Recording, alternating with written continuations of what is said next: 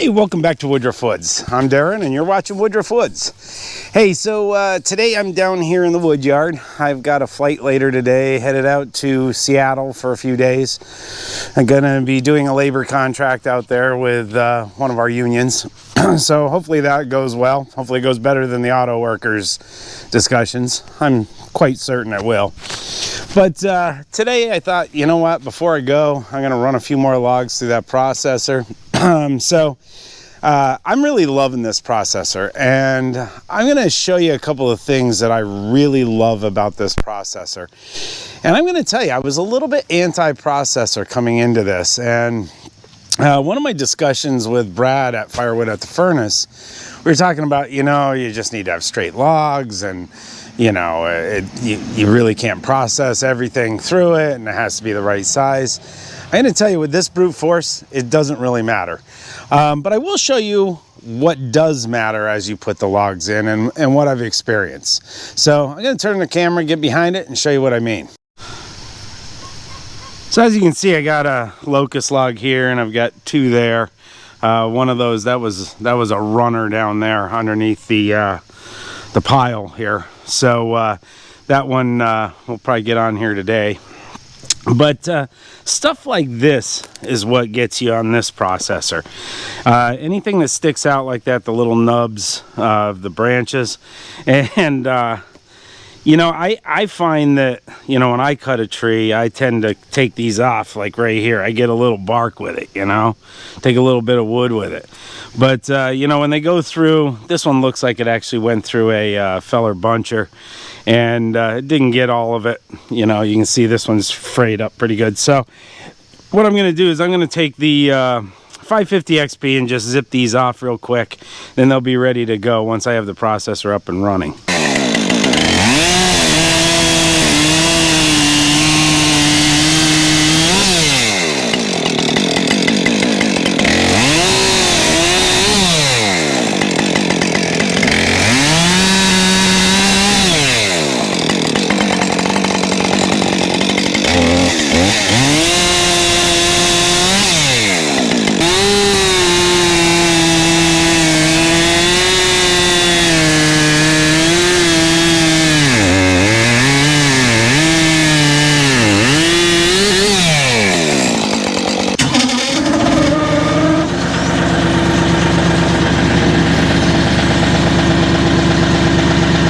So one of the things I really like about this is the operator station. So as you can see, I can reach right in here, I can move things around. It really helps me as I send things up the conveyor and out to these totes. So you know, I haven't seen another design quite like this, and I really think brute force has got something here. And I don't want to steal any thunder of anyone else. I know AJ's talked about that. I also know that Jake at Dude Ranch DIY has talked about that as well. So you know, I just think that that is really probably the best feature that I found about this. Obviously the speed and the ability to move logs in. So I'm going to show you right here starting off, and you might be wondering why I'm running this. I'm just trying to warm up the fluid. You know, running the conveyor here for a minute really helps with that. I also ran the ram here. But I'm going to show you, I got a very crooked log on here. I'm going to run it in here and show you just how this thing will deal with it.